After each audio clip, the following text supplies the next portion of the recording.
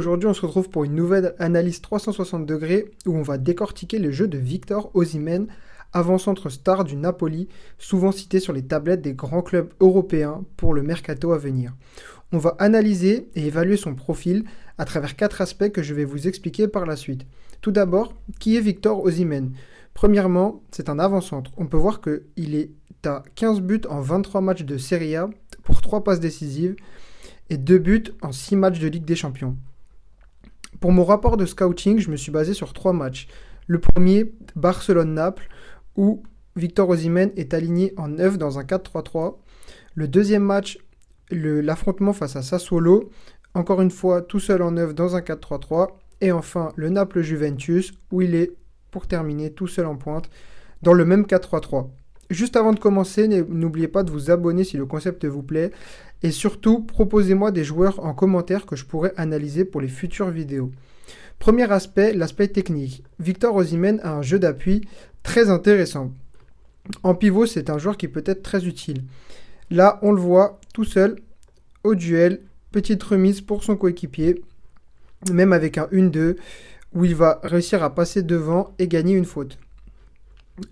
Autre situation, on le voit avec le ballon dans les pieds, il se retourne et il donne derrière. Là, pressé dans la surface, face à Rojo, contrôle et il ne perd pas le ballon.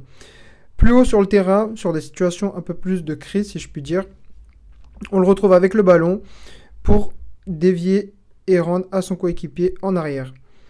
Là, pareil, petite situation face à Rojo et Koubarsi.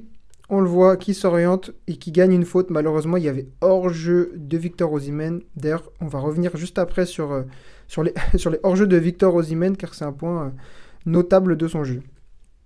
Ici, on voit notamment peut-être une petite faute de Koubarsi, mais encore une fois, il y avait hors-jeu, donc pas de regret. Autre situation plus haut sur le terrain. Là, pas vraiment de pression. Malheureusement, Osimhen va contrôler et vouloir décaler sur le côté, mais il va rater sa passe et elle va être trop longue. Action un petit peu gâchée, c'est dommage. Il y a quand même quelque chose de mieux à faire sur cet aspect. Ici, en pleine surface, il comprend que ça va être compliqué. Il remise derrière pour Zambo Anguissa, qui va prendre la frappe. Elle va malheureusement être contrée. Ici, face à Sassuolo, encore une fois, une position entre les deux défenseurs. Petite remise de l'extérieur pour son coéquipier en 1-2, 0 perte de balle. Là, face à Sassuolo, un ballon long joué dans la profondeur. On va revenir là-dessus parce que c'est un aspect aussi intéressant du jeu de Victor Osimhen, son attaque des grands espaces. On le voit avec son bras directement pour garder à distance son vis-à-vis direct. On voit un joueur de Sassuolo, un deuxième joueur qui commence à arriver. Mais Victor Osimhen trouve l'intervalle parfaitement pour donner à Kvara. On va voir d'ailleurs qu'ils ont une superbe relation tous les deux sur le terrain. Ici, autre situation vraiment dans un aspect plus différent, on le voit très rarement, mais Osimhen peut aussi donner des ballons comme ça en profondeur après être redescendu un peu plus bas sur le terrain avec l'attaque de la profondeur de Kvara. Il va donner un superbe ballon long dans la profondeur pour son coéquipier qui va notamment amener le 5e but du Napoli face à Sassuolo où Kvara va y aller tout seul. D'ailleurs, si vous voulez une analyse de Kvara, n'hésitez pas à me dire. C'est un super joueur, super intelligent et intéressant à analyser. On voit d'ailleurs une superbe image entre les deux avec une très belle complicité. Face à la Juventus, autre situation. Osimhen pressé, mais Osimhen remise et ne perd pas le ballon. Là, plus compliqué, un contrôle poitrine pour donner à Zambo Anguissa. Pas de perte de ballon. Il avait d'ailleurs un sacré client avec Bremer au duel. Là, une remise en arrière. Osimhen comprend généralement quand il ne peut pas se retourner, mais quand il prend le pas sur son défenseur, là, ici, face à Bremer, qui va très bien gérer, on voit le duel avec les deux hommes. Ouais, Bremer qui ceinture bien Victor Osimhen d'ailleurs, avec Alexandro qui revient pour l'aider, mais Victor Osimhen arrive à se retourner pour passer et il y a faute. Autre situation là, encore une fois un 1 contre 1 avec Bremer. Mais Victor Osimhen se met devant, garde son défenseur pour remiser ensuite par derrière. La dernière situation, malheureusement, cette situation va d'ailleurs amener le but de la Juventus, mais Victor Osimhen était venu en appui pour demander. Dommage pour la passe. Un autre aspect intéressant techniquement, c'est sa finition, notamment sa finition en une touche de balle. Première situation face à Sassuolo, un ballon en retrait, Victor Osimhen ne se pose pas de questions, il va réussir à la loger juste ici, d'ailleurs peut-être placement un peu bizarre du gardien, peut-être un mauvais placement, c'est dommage. Mais Victor Osimhen comprend ça et va réussir à croiser la frappe. Pareil, face à Sassuolo, récupération haute, les deux, encore une fois, Gvara et Osimhen, très intéressants sur le pressing, qui vont récupérer le ballon, Osimhen finit, petit filet, et encore une fois, la belle image entre les deux, vraiment une superbe complicité. Point faible, malheureusement, techniquement, c'est que c'est un mauvais tireur de penalty. Là, on peut voir face à la Juventus, penalty en plus d'ailleurs super intéressant parce qu'il est à la 87e minute. Malheureusement, on voit directement qu'Osimhen ouvre vraiment le pied et Szczęsny comprend, Szczęsny arrête. Dommage malheureusement pour le gardien de la Juventus parce qu'un des joueurs de Naples va suivre pour terminer et marquer le deuxième but de Naples. Au niveau des stats, on peut voir sur FBref, l'année dernière, c'est 2 pénaltys manqués pour 3 tentés et cette année, c'est 3 pénaltys manqués pour 5 tentés. Donc c'est vraiment pas un aspect très intéressant d'Osimhen. Deuxième point, un peu plus, je dirais, esthétique, c'est un joueur qui est peu élégant et malheureusement c'est pour ça que beaucoup vont dire que c'est un joueur qui peut être mauvais techniquement. Je suis pas tout à fait d'accord, malheureusement c'est un joueur qui peut être parfois trop peu disponible, on va revenir sur ce point-là un peu après. Mais comme on a pu le voir dans tout ce qui est jeu de déviation en pivot, c'est un superbe joueur.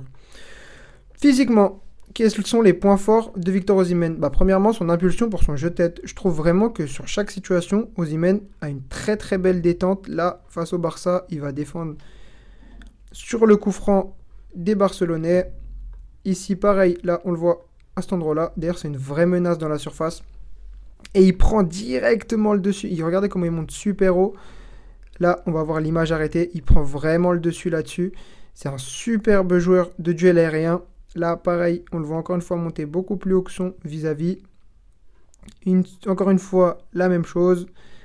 Là, il départ arrêté, mais il va quand même réussir à gagner le ballon. C'est vraiment un aspect très intéressant de son jeu. Je pense qu'il peut encore mieux faire justement dans le jeu de tête, mais en tout cas, il y a un vrai potentiel parce qu'il a une très très belle détente et une superbe impulsion. Enfin, c'est vraiment un vrai client à ce niveau-là. Là, on le voit, il va réussir à conserver le ballon pour ensuite se tourner. Enfin, vraiment, c'est quelque chose... là, on le voit même entouré de 4 joueurs, mais il va quand même réussir à garder le ballon. La dernière situation, pareil, une impulsion vraiment très haute. C'est vraiment un aspect très intéressant de son jeu. Et justement, au-delà du fait que c'est un superbe joueur d'appui, c'est qu'il va vraiment donner un défi physique à son défenseur. Notamment avec l'utilisation, comme on va pouvoir le voir, il va souvent s'appuyer sur son défenseur, là, à cet endroit-là, face à Araujo. Il s'appuie sur son défenseur. Pareil, là, sur un long ballon en déviation, il est recherché.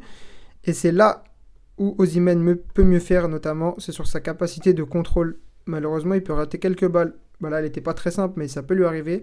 Là, ici, directement, appuie sur le défenseur pour le sentir. Vraiment, quand il sent son défenseur, là, encore une fois, là, on le voit. Quand il sent son défenseur, c'est quelqu'un de vraiment redoutable. Avec l'utilisation du bras aussi à cet endroit-là, pour garder son adversaire à distance et le sentir. Là, pareil, le centre n'est même pas encore parti. Directement Osimhen au duel. Pour savoir où se trouve son défenseur. Là, pareil, on ne le voit pas très bien, mais il y a, encore une fois, l'utilisation du bras face à Koubarsi. C'est quelque chose de vraiment super intéressant. Autre aspect, très fort de son physiquement, c'est sa capacité à répéter les efforts, que ce soit offensif et défensif. Toujours, on le voit, pour attaquer le grand espace, c'est quelqu'un qui ne rechigne pas et qui va y aller. Là, face à Rojo, il prend le dessus et il arrive à passer. Là, encore une fois, face à Bremer, attaque du grand espace, il gêne Bremer et il va réussir à gagner une faute très intéressante. Malheureusement, comme on a pu le voir sur les screens juste avant, c'est que c'est un joueur qui est peut-être moins bon quand il ne sent pas son joueur et qui ne prend pas appui. Des fois, il y a des joueurs qui ont besoin de sentir leur vis-à-vis et Victor Osimhen en fait partie. Je trouve dommage parce que quand il ne prend pas appui, il se fait souvent avoir comme ça, peut-être un peu trop facilement. Donc peut-être un aspect à améliorer de son jeu. Tactiquement, c'est un joueur, premièrement, qui est capable d'attaquer le grand espace et qui n'hésite vraiment pas à le faire. Peut-être un peu trop souvent d'ailleurs. Là, on le voit entre les deux joueurs du Barça et il attaque directement le grand espace. D'ailleurs, on le voit un petit peu râler. On va en reparler un peu plus tard. Là, hop, il voit son coéquipier directement Osimhen prêt à démarrer et il attaque le grand espace. Il va pas être servi, c'est dommage. Là, ici, pareil, son coéquipier a le ballon. Plus bas sur le terrain, directement l'attaque du grand espace. Dès qu'il y a de l'espace, Osimhen n'hésite pas et il fonce. Il passe même devant son défenseur. Là, on le voit en 2 contre 1 face à Sassuolo. Mais ça ne fait pas peur à Osimhen qui va continuer. Passer le bras, on va voir ça juste après, pour réussir à croiser sa frappe. Malheureusement, elle va être un peu trop croisée, elle va sortir. Mais on est passé vraiment d'une action où il était en 2 contre 1, attaque du grand espace, utilisation du bras et accélération. Là, on le voit pour garder. Ça, c'est quelque chose de très intéressant quand le joueur est avançante. Réussir à garder son joueur à distance pour prendre la frappe, justement. Quelque chose qui est très souvent utilisé par les attaquants de haut niveau. Pareil, là, hop, plus bas sur le terrain, Osimhen attaque directement le grand espace. Il continue. Là, petit passement de jambes. Bon, c'est pas un aspect ultra intéressant de son jeu. C'est pas là où on l'attend, mais il réussit à conserver le ballon. Façon 3 contre 1 pour remiser derrière. Là, hop, malheureusement, le ballon va être perdu. Il y a une petite mésentente avec Vara. C'est dommage. Mais l'idée était là. On le voit d'ailleurs encore un petit peu râler. Là, pareil, attaque du grand espace directement. Il aurait pu être servi. Au final, ça va laisser un superbe espace. On va le voir malheureusement râler sur l'action. Mais il a ouvert un superbe espace pour son coéquipier qui va pouvoir foncer dans l'espace libre. Autre aspect au niveau des appels de balles, c'est qu'il se met très souvent dans l'espace aveugle de son défenseur. Que ce soit dans la surface, là, on le voit en 2 contre 1 directement. Là, pareil, c'est un peu moins flagrant. Ça va d'ailleurs amener le but de Gvara face à la Juventus. Parce que ça reste une vraie menace. Là, ici, hop, dans l'espace aveugle de son défenseur pour prendre un temps d'avance. C'est quelque chose de super intéressant. Dans la surface, encore une fois, toujours se mettre dans l'espace aveugle de son défenseur pour prendre un temps d'avance. Et là, on le voit, il réussit à passer devant. Malheureusement, le centre va être un petit peu trop long. C'est dommage. Là, on le voit, hop, juste ici, dans l'espace aveugle d'Araujo, encore une fois, pour passer devant. Il va pas être servi, c'est dommage. Pareil, toujours entre les centraux, dans l'espace aveugle de son central de devant. Franchement, c'est quelque chose de superbe intéressant à voir chez Osimhen. C'est vraiment un aspect qui maîtrise concrètement. Là, on le voit encore une fois partir au cas où le ballon arrive dans l'espace aveugle d'Araujo. Là, pareil, un peu moins dans l'espace aveugle car il est un peu mieux pris, mais il arrive encore dans le dos de son défenseur. Là, la position préférentielle de Osimhen, comme on l'a dit juste avant, entre les 2 centraux, dans l'espace aveugle du central juste devant, pour prendre un temps d'avance. C'est ce qu'il va faire sur l'action. Là, on le voit encore une fois, derrière son défenseur, il appelle pour prendre un temps d'avance. Le centre va arriver, mais un superbe retour du défenseur et de son vis-à-vis, c'est dommage. C'est aussi quelqu'un qui est très bon pour fixer les défenses, notamment quand j'en entends parler au PSG. Je pense que c'est quelque chose qui peut être super intéressant dans le jeu de Luis Enrique pour notamment trouver des situations de 1 contre 1.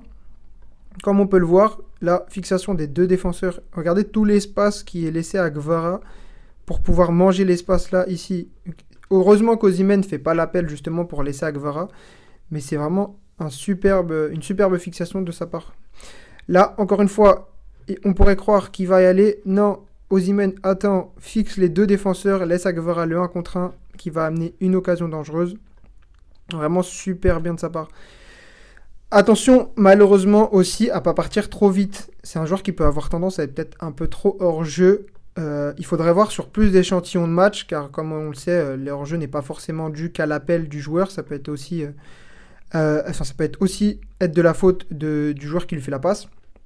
Mais Osimhen peut partir un petit peu trop vite. Là, on le voit. Là, directement, malheureusement, c'est déjà hors-jeu. Autre situation, là, pareil. Osimhen déjà hors-jeu qui démarre. Là, il faut qu'il fasse vraiment très attention à parfois vouloir partir un peu trop vite. Je trouvais ça intéressant de prendre la stat d'FBRF, pardon. On voit malheureusement qu'il est dans le top 2 des pires centiles concernant les hors-jeux par rapport aux attaquants des avançants des 5 grands championnats. Avec un hors-jeu et demi par match. Attention à ça. Il faudra vraiment faire attention à ça pour la suite. Là, encore une fois, pareil. Malheureusement, il part un peu trop vite. C'est dommage. au-delà d'être d'un bon fixateur de défense, il peut malheureusement parfois être un peu déconnecté du jeu. Alors je sais pas si c'est dû au fait qu'il est peut-être pas... Techniquement, c'est peut-être pas le plus à l'aise selon lui. Mais dans certaines situations, il peut venir demander là, par exemple, on le voit, il y a un espace libre pour peut-être venir demander une déviation pour remiser à Gvara, etc. Non, Osimhen attend. Là, pareil, il n'y a même pas... Enfin, Osimhen ne cherche pas. C'est peut-être lié à une consigne de son entraîneur, mais je trouve ça dommage, surtout que c'est un très bon point de fixation. Pareil, là, ça peut arriver dans la surface. Osimhen, malheureusement, arrive sur les talons, c'est dommage. Mentalement, au gros point fort, c'est que c'est quelqu'un qui est présent défensivement et aussi qui amène la force de pressing. Qu'est-ce que j'entends par la force de pressing? C'est que c'est vraiment quelqu'un qui va donner l'envie à son équipe d'aller presser toujours là, à les haranguer pour y aller. Toujours, toujours, toujours. Osimhen, on le voit là, ici, là, avec le signe du bras pour demander d'aller presser. C'est vraiment quelque chose, on le retrouve toujours. C'est vraiment quelqu'un qui n'hésite pas, pardon, à venir presser et à donner l'envie à ses coéquipiers de venir. Là, pareil, très bon placement pardon, pour couper la passe vers Araujo. C'est quelque chose de super intéressant. Là, pareil, récupération directement. Osimhen veut récupérer le ballon, toujours là, toujours là. Là-dessus, on peut vraiment pas lui reprocher. C'est toujours quelqu'un qui va venir presser, qui va demander à ses coéquipiers de venir. Là, on le voit, signe du bras, demander à tout le monde de venir. Vraiment, sur ce point-là, c'est vraiment un leader de groupe. Et c'est quelque chose de très intéressant dans le football moderne. Toujours là, encore une fois, il est prêt. Et d'ailleurs, ça va amener le but face à Sassuolo. Une très belle récupération. Hop, Osimhen, qui finit d'ailleurs d'un superbe piqué sur le gardien. Ça vient encore une fois de son pressing. Toujours là, hop, pour aller chercher le défenseur de la Juventus. Je crois que c'est Bremer, à confirmer, mais je crois que c'est Bremer. Pour aller l'embêter, pour le forcer à jouer une passe longue. Récupération superbe, encore une fois. Sur le gardien, c'est pareil, il force un jeu long. Récupération, toujours. Là, pareil, là on le voit encore une fois avec la main pour demander à ses coéquipiers de venir. Là, carrément, ils y vont à deux avec Vara. Ça va forcer le jeu long de Chesney, mais non, c'était vraiment super intéressant. On le voit même parfois revenir en défense là face à la Juventus. C'est même pas lui qui perd le ballon en plus, mais on le voit en défense revenir pour aider ses coéquipiers. Enfin, là-dessus, c'est quelqu'un qui fait toujours les efforts défensifs. Malheureusement, un de ses points faibles, je trouve, c'est que c'est quelqu'un qui peut parfois avoir tendance à râler quand il n'est pas servi. On le voit très souvent faire des gestes du bras et être agacé. Attention, Axel, ça ne le desserve pas, pardon, dans le futur. Surtout s'il joue avec des personnes qui ont peut-être un peu plus d'ego. Et dans le vestiaire pour éviter ce genre de problème, parce que c'est vraiment quelqu'un qui a tendance un peu à râler quand il n'est pas servi. Attention, vraiment très attention à ça. C'est un point qu'il faudra suivre. En conclusion, les points forts de Victor Osimhen. Alors premièrement, c'est un joueur donc, qui offre un défi physique pendant 90 minutes à son défenseur. On l'a vu toujours au duel, que ce soit au duel aérien, au duel au sol, avec l'utilisation des bras. Enfin là-dessus, c'est quelqu'un de très intéressant sur cet aspect, vraiment à suivre. Mais je pense vraiment que c'est un point, enfin c'est son point fort principalement. Ensuite, c'est quelqu'un qui est un leader je devrais rajouter défensif. C'est quelqu'un qui est un leader défensif, toujours là pour aller défendre au pressing, à demander à ses coéquipiers de venir, toujours là à faire les efforts sur 90 minutes. C'est vraiment quelque chose d'intéressant sur son aspect défensif. Enfin, c'est quelqu'un qui est très fort pour attaquer les grands espaces, comme on a pu le voir. C'est quelque chose de très intéressant dans son jeu, avec une très bonne pointe de vitesse et en plus l'utilisation de son corps pour garder le temps d'avance pour frapper, comme on a pu le voir lors de la situation face à Sassuolo. C'est quelque chose de très intéressant dans son jeu. Les axes d'amélioration, par contre, c'est principalement, je trouve, la capacité de concentration. Comme on a pu le voir, il peut avoir tendance à râler un petit peu sur ses coéquipiers. C'est dommage et il faut faire attention à ce genre de choses. Dernier point, je trouve qu'il devrait être un peu plus disponible en appui. C'est quelque chose qu'il fait plutôt bien, où il peut encore progresser, mais vraiment en appui pivot, je pense que c'est quelqu'un qu'on peut encore trouver plus, et là-dessus, c'est quelque chose qui, à mon avis, pourra faire passer son jeu au niveau au-dessus. Donc avant de terminer, n'hésitez pas à me dire dans les commentaires quel est votre moment préféré de ce joueur. Comme je vous l'ai dit, n'oubliez pas de vous abonner, de partager et de commenter pour ne rien manquer de mes prochaines analyses de joueurs. Merci pour votre soutien et à bientôt sur Foot Insight.